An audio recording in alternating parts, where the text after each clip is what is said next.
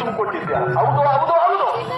ಇಲ್ಲ ಮಹಾರಾಜ, ನೀನು ಕುಂಬಳಕಾಯಿ ತುಂಬ ಮುತ್ತು ರತ್ನವಲ್ಲ, ಉಜ್ಜಯಿನಿ ಪಟ್ಟಣವನ್ನೇ ಹೆಸರು ಬರ್ಕೊಟ್ರು ಕೂಡ ನನ್ನ ದರಿದ್ರವನ್ನ ಯಾರು ಎಣಿಸೋಕ್ಕಾಗಲ್ಲ ಮಹಾರಾಜ. ತಲೆಗಡೆ ಕೆಟ್ಟಿದೆ ಅಂದ್ರೆ ಉಜ್ಜಯಿನಿ ಪಟ್ಟಣವನ್ನೇ ಬರ್ಕೊಟ್ರು ದರಿದ್ರ ಹಿಂಗಲ್ಲ ಅಂತಿದ್ರೆ ನನಗೆ ಯಾರಾದ್ರೂ ತೊಂದರೆ ಕೊಡ್ತಾ ಇದ್ರೆ ಹೇಳ್ರಿ ಮಹಾರಾಜ. ಒಬ್ಬ ನಿರ್ಮಾಣವ ತೊಂದರೆ ಕೊಡ್ತಿದ್ರೆ ನಿನ್ನ ಹತ್ರ ಹೇಳಿ ಅದನ್ನು ಸರ್ ಮಾಡ್ಕೋಬಹುದಾಗಿತ್ತು. ನನ್ನ ಭುಜದ ಮೇಲೆ ಗ್ರಹ ಕನಿಷ್ಠನಾದ ಸದೇಶ್ವರ ಸರಿಯಾಗಿ ಕೊಟ್ಟಿದ್ದ. ಅವನು ಯಾರ ಭುಜವನ್ನು ಏರುವನವರಿಗೆ ಕಷ್ಟ ಕಾರ್ಪಣ್ಯಗಳು ತಪ್ಪತ್ತಲ್ಲ ಮಹಾರಾಜ. ನಿಮಗೆ ಬಂದಿರುವ ಪ್ರೇರಣೆಯನ್ನು ನಿಮ್ಮಿಂದ ಇನ್ನೊಬ್ಬರಿಗೆ ದಾರಿ ಎಳೆಯಕ್ಕಾಗಲ್ವಾ? ದಾರಿ ಎಳಿಬಹುದು ಮಹಾರಾಜ, ದಾರಿ ಎಳಿಸ್ಕೊಳ್ಳೋದು ಬೇಕಲ್ಲಮ್ಮ.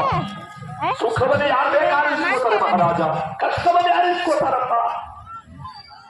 ಕೂತಿರೋ ಪ್ರಜೆಗಳನ್ನೇ ಇವರು ಸುಖದಾಯಕ ಬೇಕಾದ ಕೂತಿದ್ದು ಊಟನೂ ಮಾಡಿ ಐದಲ್ಲೂ ಒಳ್ಳೆದಾಗಬೇಕು.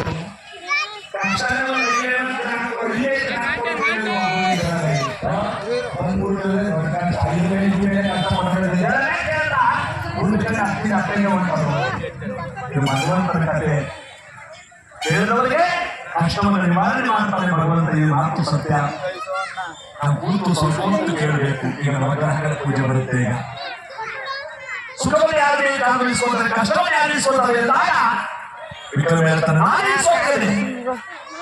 ಮಹಾರಾಜ, ನೀವು ಇರಿಸ್ಕೊಂಡ್ಬಿಟ್ಟೆ ರಾಜ್ಯದ ಗತಿ, ಅದು ನಿಮಗೆ ಬೇಕಾಗಿಲ್ಲ. ನಾನು ಹೇಳದಷ್ಟು ಕೇಳೋದು ನಿಮ್ಮ ಧರ್ಮ.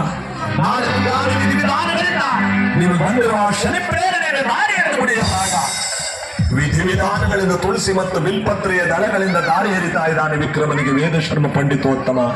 ಜನಗಳೆಲ್ಲ ಕಣ್ಣಲ್ಲಿ ನೀರು ತುಂಬಿಕೊಂಡವರು ಎಂತ ಮಹಾರಾಜನೇ. ಒಬ್ಬ ಬಡವನ ಕಷ್ಟವನ್ನು ತಾನು ದಾರಿ ಎರಿಸ್ಕೋತಾ ಇದ್ದಾನಲ್ಲ ಅಂದ್ರೆ ಭಗವಂತ ಅಲ್ಲಿ ಆರ್ಭಟಿಸ್ತಾ ಇದ್ದಾನೆ. ಎಲ್ಲ ಹೆಲವ ವಿಕ್ರಮ, ಆ ಬಡ ಬ್ರಾಹ್ಮಣ ಹೇಳ್ತಾ ಇದ್ದಾನೆ ಶನಿ ಪ್ರೇರಣೆ ಬೇಡ ಅಲ್ಲ.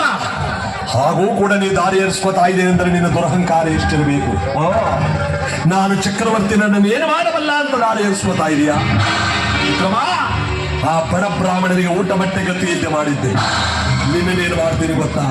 ಭೂಲೋಕದ ನರಮಾನವನಾಗಿ ಹುಟ್ಟೇ ಮಾಡಲಿಲ್ಲ ಅಂದ್ರೆ ನಾನು ಸೂರ್ಯಕುಮಾರನೇ, ನಾನು ಛಾಯಾಸುರನೇ,